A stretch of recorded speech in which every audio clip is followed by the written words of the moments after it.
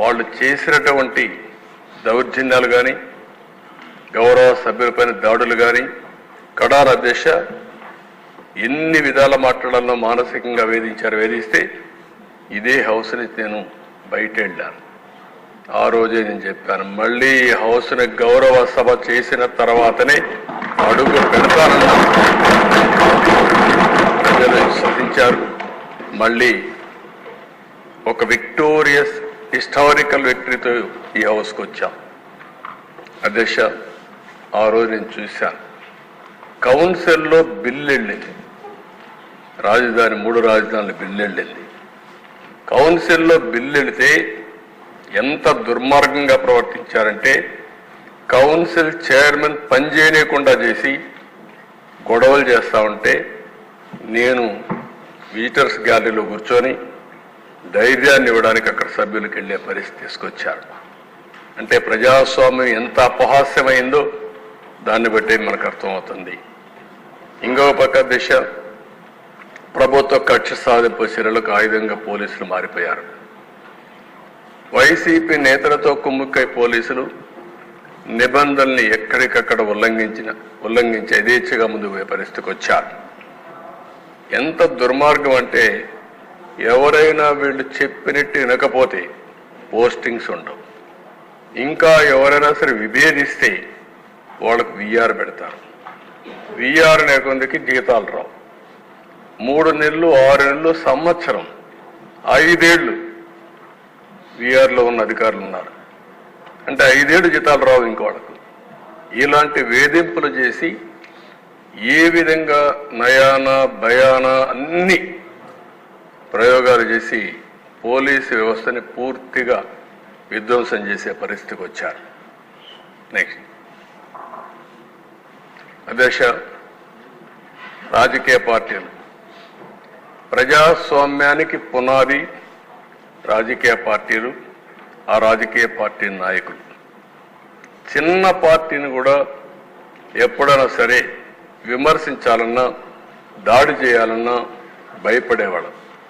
అలాంటిది దేశ నా జీవితంలో నా మీద ఎవరు కేసులు పెట్టలేదు, కానీ ఈ 5 ఏళ్లలో 17 కేసులు పెట్టారు. నా 17 ఇంకా కూడా ఉన్నాయి, కొన్ని 17 కేసులు పెట్టారు. ఇంకొక పక్క ఒక కేసు అయితే నా మీద తెలంగాణ సమైక్య ఆంధ్రప్రదేశ్ ఉన్నప్పుడు బాబ్లీ విషయంలో మేము పోయినప్పుడు ఒక కేసు పెట్టారు తప్ప, అది కూడా పబ్లిక్ కోసం పోయినప్పుడు ఎక్కడ నాకు చిన్నప్పటి నుంచి కేసులు లేవు. కానీ వీళ్ళు వస్తానే 17 కేసులు పెట్టే పరిస్థితికి, చీటికి మాటికి కేసులు పెట్టే పరిస్థితికి వచ్చారు. జెడ్ కేటగిరీ ఉంటే మా ఇంటి పైన డ్రోన్ ఎగరేస్తారు. ఎల్జీ పాలిమర్ గ్యాస్ లీకేజీ పోవాలంటే విశాఖపట్నాన్ని తిరిగి పంపిస్తారు. చలో ఆత్మకూరు పోవాలంటే ఇంటికి గేటుకు తాళ్లు కట్టి నిర్బంధిస్తారు.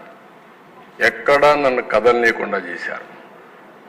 ఇకపోతే పవన్ కళ్యాణ్ గారు, ఆయన మీద 7 కేసులు పెట్టారు.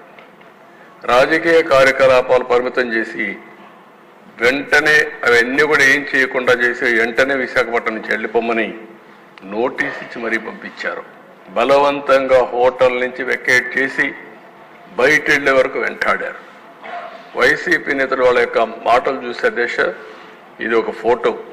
ఆయన కోపం వచ్చి ఏదైతే నన్ను అరెస్ట్ చేసే మునుపు నేరుగా వస్తా ఉంటే వీళ్ళు అడ్డం పడితే రోడ్డు మీదనే పడుకొని నిరసన తెలియజేసే పరిస్థితికి వచ్చామంటే ప్రజాస్వామ్యంలో ఎంత దారుణంగా ఉందో మనం అర్థం చేసుకోవాల్సిన అవసరం ఉంది. ఎందుకంటే మీకు జరిగిన అన్యాయం తలుచుకుంటారు. మీ కింద ఉండే కార్యకర్తలు వచ్చి వాళ్ళు కూడా బాధపడతారు. నాకు ప్రాణ సమానమైనటువంటి కార్యకర్తలు పోగొట్టుకున్నాను నేను. అందుకనే మీరు చూసి చంద్రయ్య కేసులో నేనే పాడి మోసాను. నేను మర్చిపోగలుగుతాను ఆ సంఘటన, నా జీవితంలో మర్చిపోలేను. ఎందుకు అతను చేసినటువంటి త్యాగం అది. అలాంటి వాళ్ళందరూ ఉన్నారు, వాళ్ళు మన ముందర కనపడిస్తూ ఉంటారు. కానీ మనకు ఒక బాధ్యత కూడా ఉంది. ప్రజలు మనకిచ్చింది కక్ష తీర్చుకోమని అధికారం ఇవ్వలేదు. తప్పులు చేసిన వాళ్ళని క్షమించమని కూడా ఇవ్వలేదు. అది కూడా అసమర్థ అవుతుంది. ఆ విషయం కూడా మీరు గుర్తుపెట్టుకోవాలి. తప్పు చేసిన వాళ్ళని శిక్షించాలి, అదే సమయంలో కక్ష తీర్చుకోవాలి, పొలిటికల్ విక్టిమైజ్ చేయాలి అనేది పెట్టుకుంటే మాత్రం దాన్ని ఏమాత్రం కూడా కరెక్ట్ కాదు. మనం అధికారం ఇచ్చింది చట్టాన్ని గౌరవించడానికి, రాష్ట్ర ప్రజలకు మెరుగు చేయడానికి ఇచ్చారు. ఈ ప్రాసెస్లో కొంతమంది సఫర్ అయ్యాం, కొంతమంది ఎక్కువ సఫర్ అయ్యారు, కొంతమంది తక్కువ సఫర్ అయ్యారు.